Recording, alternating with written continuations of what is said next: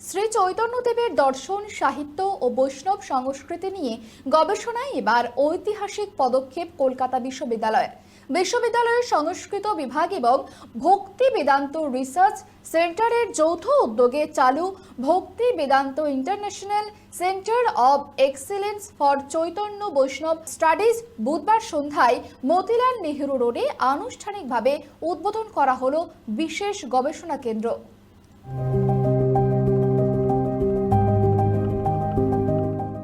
গৌড়ীয় বৈষ্ণব ভাবধারা এবং চৈতন্য দর্শনকে আন্তর্জাতিক শিক্ষা ও গবেষণার আঙিনায় এক নতুন উচ্চতায় পৌঁছতে বড় সিদ্ধান্ত। কলকাতা বিশ্ববিদ্যালয়ের সংস্কৃত বিভাগ এবং ভক্তি বেদান্ত রিসার্চ সেন্টারের যৌথ সহযোগিতায় পথ চলা শুরু করল ভক্তি Vedanta international centre of excellence for Chaitanya বৈষ্ণব স্টাডিজ। স্যাটেলাইট সেন্টারটির উদ্বোধন করেন কলকাতা বিশ্ববিদ্যালয়ের উপাচার্য অধ্যাপক ডক্টর আশুতোষ ঘোষ। ইস্কনের প্রতিষ্ঠাতা আচার্য তথা কলকাতা বিশ্ববিদ্যালয়ের প্রখ্যাত প্রাক্তনী এসি ভক্তি বেদান্ত স্বামী শ্রীল প্রভুপাদের স্মৃতির উদ্দেশ্যে উৎসর্গ করা হয়েছে উপকেন্দ্রটি। এটা মোস্টলি এটা একটা রিসার্চ সেন্টার। এখানে স্টুডেন্টরা আসবে, তারা গবেষণা করবে।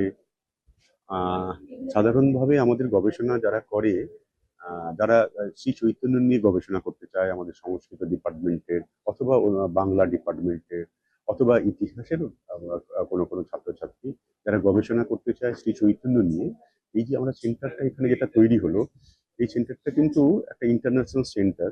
তার ফলে এখানেতে তারা যে ম্যানুস্ক্রিপ্ট পাবে গবেষণা করার জন্য, তাদের যে মানে মেটেরিয়ালসগুলো দরকার হবে, যে পুঁথিপত্রগুলো দরকার হবে, সেইগুলো তো একটা এক্সেলেন্ট, সেগুলো একটা ট্রেজার। উদ্বোধনী মঞ্চে উপস্থিত থেকে কলকাতা বিশ্ববিদ্যালয়ের উপাচার্য জানান, চৈতন্য বৈষ্ণব অধ্যয়নকে বিশ্বজুড়ে সুসংহত করাই এই উদ্যোগের মূল লক্ষ্য।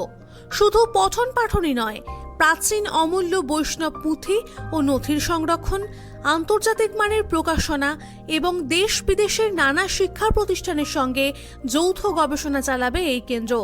পাশাপাশি বিশ্বজুড়ে ভারতীয় প্রবাসী সমাজে গৌড়ীয় বৈষ্ণব ভাবধারার প্রভাব নিয়েও চলবে প্রাতিষ্ঠানিক গবেষণা। বিশ্ববিদ্যালয় ও বিআরসি কর্তৃপক্ষের আশা, দুপক্ষের যৌথ উদ্যোগে গড়ে ওঠা এই উপকেন্দ্রটি ভবিষ্যতে দেশ বিদেশের শিক্ষাবিদ, গবেষক ও শিক্ষার্থীদের জন্য একটি অত্যন্ত গুরুত্বপূর্ণ একাডেমিক প্ল্যাটফর্ম হয়ে উঠবে। Bureau report, KTV Bangla.